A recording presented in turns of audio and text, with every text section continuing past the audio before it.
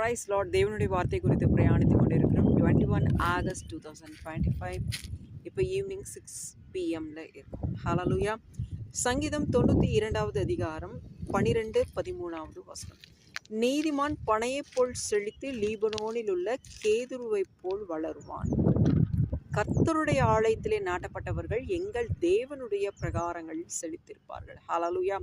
அப்ப கர்த்தருடைய ஆலயத்திலே நாட்டப்பட்டவர்கள் என்று சொன்னால் நம்ம, அதாவது ஆத்துமாக்கள், விசுவாசிகளை எங்க ஆண்டவர் கொண்டு வந்து வைக்கணும்னு தேவன் சித்தம் கொள்வார். அவருடைய ஆலயம் எந்த பகுதியில் யாரை எங்கே கொண்டு வந்து நாட்டணும், அந்த நாட்டப்பட்ட அந்த ஆலயத்தில் அவங்க இருந்து வளரும்போது தான் பாருங்க, கர்த்தருடைய ஆலயத்திலே நாட்டப்பட்டவர்கள் எங்கள் தேவனுடைய பிரகாரங்களில் செழித்திருப்பார்கள். ஹalleluya.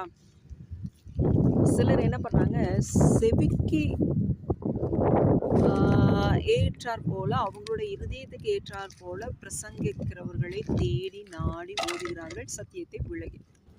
ஆனால் அவர்களுக்கு தேவனாகிய கர்த்தர் ஒரு விடுதலையும் அற்புதங்களையும் அதிசயங்களையும் செய்யும் போது அவர் என்ன பண்ணியிருப்பார், ஒரு ஆலயத்தில் வச்சு அவங்களுக்கு விடுதலையை கொடுப்பார். அவங்கள தேவனே நடத்தி கூட்டி கொண்டு அவர் ஆசீர்வதித்து வழி நடத்துகிறவராக இருந்திருப்பார்.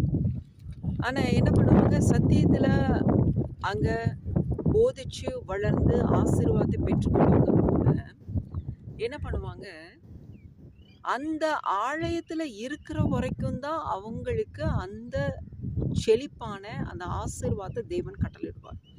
அதை விட்டு தன் இருதயத்துக்கு விருப்பமாய் தனக்கு ஏற்றார் போல தன்னை கண்டிக்க கூடாது, சத்தியத்தில் நடத்தக்கூடாது, எந்த தப்பு தவறு செய்தாலும் அதில் என்ன பண்ணக்கூடாது, சரியான லீடிங் சொல்லக்கூடாது. இந்த மாதிரிலாம் நாங்கள் வந்தால் நீங்கள் ஏற்றுக்கொள்ளணும், நாங்கள் வரும்போது நீங்கள் கண்டிக்கக்கூடாது, நாங்கள் வரும்போது நாங்கள் எப்படி இருக்கிறோமோ, ஜஸ்ட் நாங்கள் ஒரு ஜீவனாக வருகிறோம் போகிறோம், நாங்கள் பாவம் செய்து கொண்டே இருந்தாலும் அதை நீங்கள் கேட்கக்கூடாது, பண்ணக்கூடாது. இந்த மாதிரி எல்லாம் இருந்தால் தேவனுடைய அந்த ஆலயத்தில், நாட்டப்பட்ட ஆலயத்திலேருந்து அவங்க வேர் பிரித்து வெளியில் வேறு பக்கம் போனால் நிச்சயமாக அவங்க செழித்திருக்கவே முடியாது.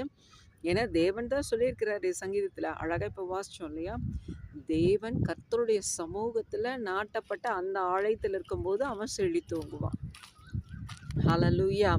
ஆகையினால நம்மளை ஆண்டவர் எந்த ஆலயத்தில் வச்சிருக்கிறாரு, நம்மை என்ன